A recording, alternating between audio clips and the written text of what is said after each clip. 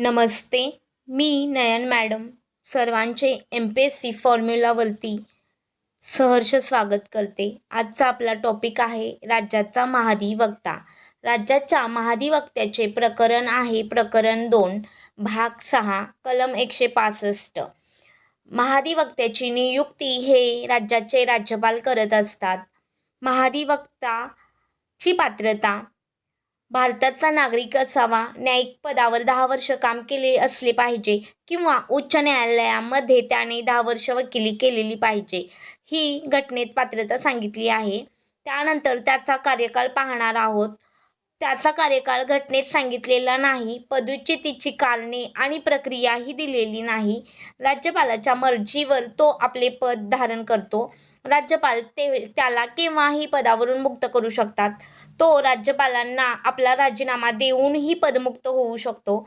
सरकारच्या सल्ल्यानुसार त्याची नियुक्ती झाली असल्या कारणाने सरकार राजीनामा देते तेव्हा त्यावेळी दुसरे सरकार येते, त्यावेळी त्याला प्रथेनुसार राजीनामा हा द्यावा लागतो.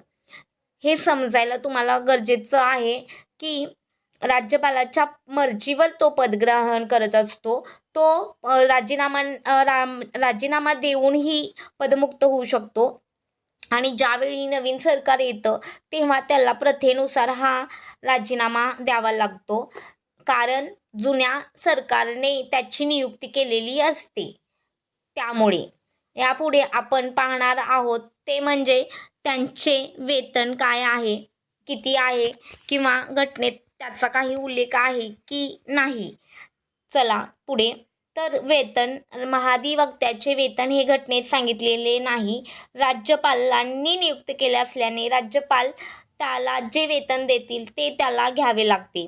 महाधिवक्त्याची कर्तव्ये पाहणार आहोत. राज्य सरकारला कायदेशीर सल्ला देणे, राज्यपालांनी सोपवलेली कायदेशीर स्वरूपाची इतर कामेही तो करतो. म्हणजे सर्वस्वी राज्याची जी काही कामे आहेत, जे राज्यपाल त्याला सांगतात ती कामे त्याला करावी लागतात, हे त्याचे कर्तव्य आहे. तसेच राज्यातील सर्व न्यायालयामध्ये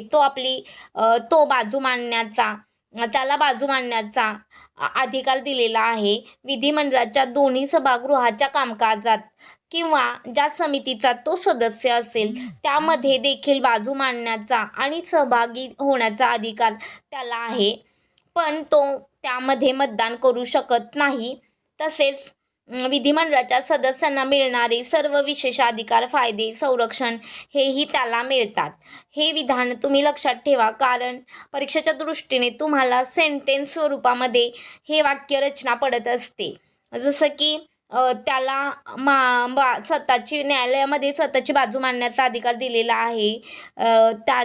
तो ज्या समितीचा सदस्य आहे त्या ठिकाणी तो आपली बाजू मांडतो. त्याला सहभागी बोलण्याचा अधिकार आहे, पण मतदान करण्याचा अधिकार सुद्धा दिलेला आहे, असं ते वाक्य असू शकतं. पण मतदान करण्याचा अधिकार त्याला दिलेला नाही, हे लक्षात ठेवणं गरजेचं आहे. तसेच पुढे विधिमंडळाच्या सदस्यांना जे सर्व काही विशेषाधिकार, फायदे, संरक्षण हे मिळतात, तसेच त्याला देखील हे विशेषाधिकार, फायदे, संरक्षण दिलेले असतात. यानंतर आपण काही प्रश्न टाकणार आहोत. त्या प्रश्नांची उत्तरं तुम्हाला कमेंट बॉक्समध्ये द्यायची आहेत. तरी सर्वांना धन्यवाद. सर्वांनी आपलं लेक्चर अटेंड केलं त्यासाठी. सुरुवात करत आहोत. पहिला प्रश्न: प्रत्येक राज्याला महाधिवक्ता असावा असे कोणत्या कलमात नमूद केले आहे? कलम 163, कलम 165, कलम 167, कलम 166. कमेंट बॉक्समध्ये उत्तर द्या ज्यांना माहीत आहे त्यांनी. पुढचा प्रश्न आहे: राज्याच्या महाधिवक्त्याची नियुक्ती कोण करते? राष्ट्रपती, राज्यपाल, संसद, विधानसभा. ज्यांना उत्तर माहीत असेल त्यांनी खालील कमेंट बॉक्समध्ये उत्तर द्यावं. पुढचा प्रश्न आहे: महाधिवक्ता आपल्या पदाचा राजीनामा कोणाकडे सोपवतो? राज्याच्या उच्च न्यायालयाचा मुख्य न्यायाधीश, संबंधित राज्याचा राज्यपाल, भारताचा राष्ट्रपती, संबंधित राज्याचा मुख्यमंत्री. ज्यांना उत्तर माहिती आहे, आताच आपण सगळं लेक्चर पूर्ण ऐकलेलं आहे, तरी सर्वांनी सगळ्या प्रश्नांची उत्तरं देणं ही अपेक्षित आहे. त्यामुळे सर्वांनी कमेंट बॉक्समध्ये जे काही उत्तरं येईल ती उत्तरं टाका, त्यांचे क्रमांक टाका, ऑप्शन क्रमांक. सगळ्यांना धन्यवाद. सपोर्ट करा आणि चॅनलला सबस्क्राईब करा, लिंक शेअर करा.